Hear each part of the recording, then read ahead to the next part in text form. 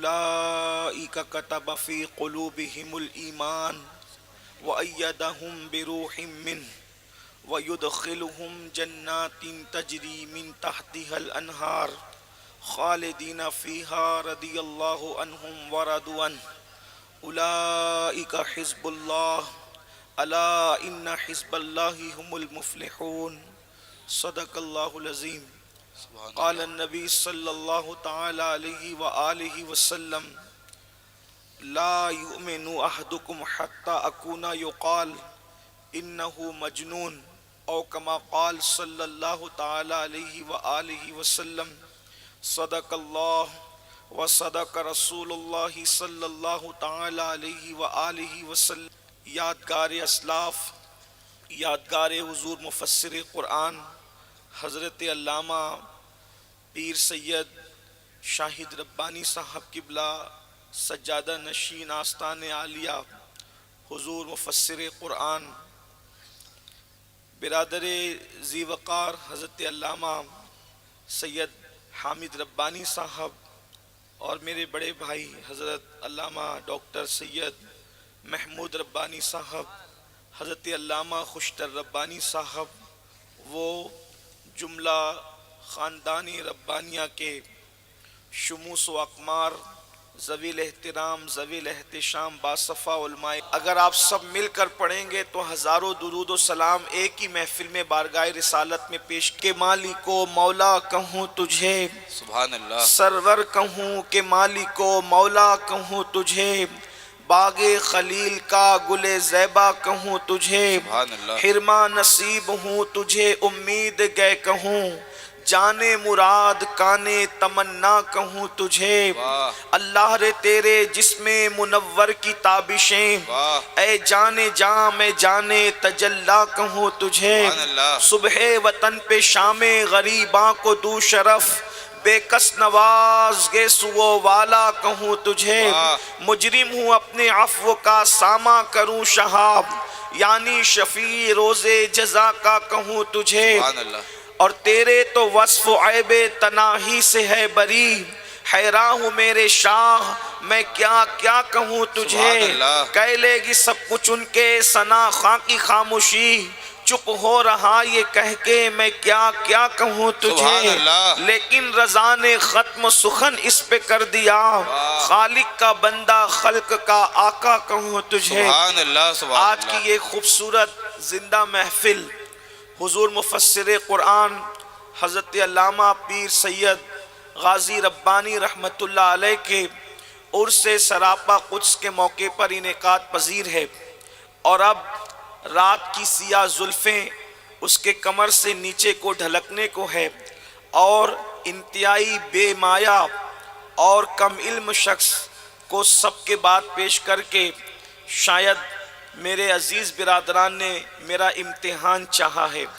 اتنے بڑے بڑے خطبہ علماء دانشور جب بول چکے تو اس کے بعد مجھ جیسا بے علم آپ کے سامنے کیا کچھ عرض کر سکتا ہے، اور اسی کے ساتھ ساتھ ربانیین شہزادوں کی موجودگی ہے۔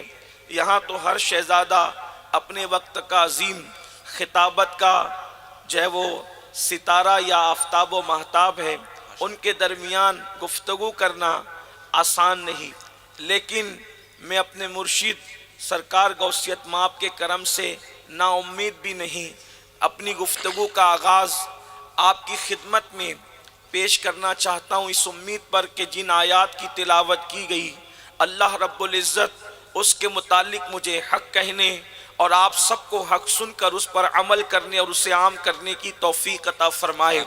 اور اس کے موقع پر مشکل یہ ہوتی ہے کہ ممبر پر تاخیر سے آنے پر یہ ہوتا ہے کہ پیشرو خطبہ جو کہہ جاتے ہیں اگر پھر وہی گفتگو کر دی جائے تو کانوں پر بوجھ محسوس ہوتی ہے، لیکن اگر کوئی بات کسی کی گفتگو سے ٹکرا جائے حضرت علامہ علیمی صاحب اور ان جیسے بزرگوں کی، تو آپ جو ہے وہ امید ہے کہ بوجھل نہیں ہوں گے۔ اللہ پاک کی بارگاہ میں دعا ہے کہ میرا اللہ مجھے حق کہنے اور آپ سب کو حق سن کر اس پر عمل کرنے اور اسے عام کرنے کی توفیق عطا فرمائے۔ آمین۔ حضور مفسر قرآن کی زندگی کے بہت سارے گوشے پیش کیے جا چکے ہیں، لیکن چونکہ آپ کی شخصیت ایک ہمہ جہت شخصیت ہے. آپ کی شخصیت کو آپ جس زاویے سے دیکھنا چاہیں اس زاویے سے دیکھ سکتے ہیں. کیونکہ یہ منبر بڑا ذمہ دار منبر ہے، اس لیے میں بہت محتاط گفتگو کرنے کی کوشش کروں گا، اور اہل منبر سے زیادہ مجھے سامنے دیکھ کر کے گفتگو کرنا ہے، اس لیے کہ کہیں صاحب مزار کی ناراضگی میں مول نہ لے لوں مبالغہ آرائی کر کے. اس لیے کہ بازاریوں کے یہاں تو مبالغے کی کچھ نہ کچھ گنجائش ہوتی ہے، لیکن اہل اللہ کے یہاں تو جملے بھی پکڑے جاتے ہیں، نیتوں پر بھی ان کی نظر ہوتی ہے. تو حضور مفسر قرآن کی شخصیت ایک ہمہ جہت شخصیت ہے. جس زاویے سے آپ دیکھیں آپ ان کو پڑھ سکتے ہیں. مثال کے طور پر وہ اپنے زمانے کے عظیم مفسر قرآن بھی ہے، عظیم خوش الہان نعت گو جو ہے وہ نعت خواں اور ثنا خواں بھی ہے. اسی طریقے سے وہ بہترین شاعر بھی ہے. اسی طریقے سے وہ خانواد نبوت کے گلے سرسب بھی ہے. اسی طریقے سے وہ اپنے زمانے کے پیر طریقت بھی ہے. وہ اپنے زمانے کے ایک عظیم عالم بھی ہے، ایک عظیم محقق بھی ہے، ایک عظیم نکتہ داں خطیب بھی ہے. یہ ساری ان کے اندر جو ہے، بلکہ اگر ان کے شہزادوں کے درمیان اور مریدوں کے درمیان یہ بات کروں، وہ عظیم مربی بھی ہے، تربیت کرنے والے انسان بھی ہے.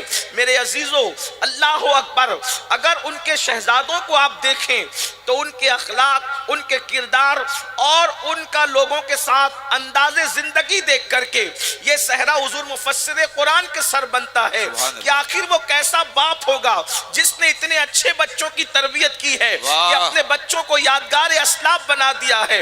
ان کی بہت ساری خصوصیات ہے. وہ قوم کے معمار بھی ہیں، عظیم مفکر بھی ہیں اس اعتبار سے، جیسے کہ ابھی آپ نے سنا کہ جن اسکول کالج اور اداروں کے ذریعے سے الہاد اور بے دینی پھیلائی جاتی ہے، انہی اسکول اور کالجوں کو خود قائم کر کے محبت رسول کے سائے میں، اسلام کے سائے میں دنیاوی تعلیم کا جو نظام انہوں نے قائم کیا ہے.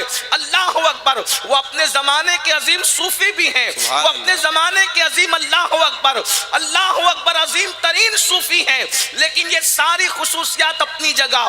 آج جس پر میں نے گفتگو کرنا ہے وہ مبلغ اپنے دور کے ہیں، وہ خطیب اپنے دور کے ہیں، وہ ادیب اپنے دور کے ہیں، نکتہ داں مقرر اپنے دور کے ہیں. لیکن ساری چیزوں میں جو ان کو ممتاز کرنے والی جو ان کی صفت ہے وہ ان کا عشق رسول ہے، وہ ان کا محبت رسول ہے، وہ ان کا فنائیت رسول ہے. وہ فنا فی الرسول تھے، وہ رسول اللہ کی محبت میں فنا تھے. اور یاد رکھنا، عارف رومی سے کسی نے پوچھا کہ میں کیا بنوں کہ سب کچھ بن جاؤں؟ اس لیے کہ ضروری نہیں جو خطیب ہو وہ عاشق بھی ہو، جو ادیب ہو وہ عاشق بھی ہو، جو امام مسجد ہو وہ عاشق بھی ہو، جو مقرر ہو وہ عاشق بھی ہو، جو پیر ہو وہ عاشق بھی ہو، جو صوفی کہلانے والا ہو وہ عاشق بھی ہو، جو مفسر ہو وہ عاشق بھی ہو. یاد رکھنا، یہ ساری ڈگریاں انسان کاوشوں سے حاصل کرتا ہے،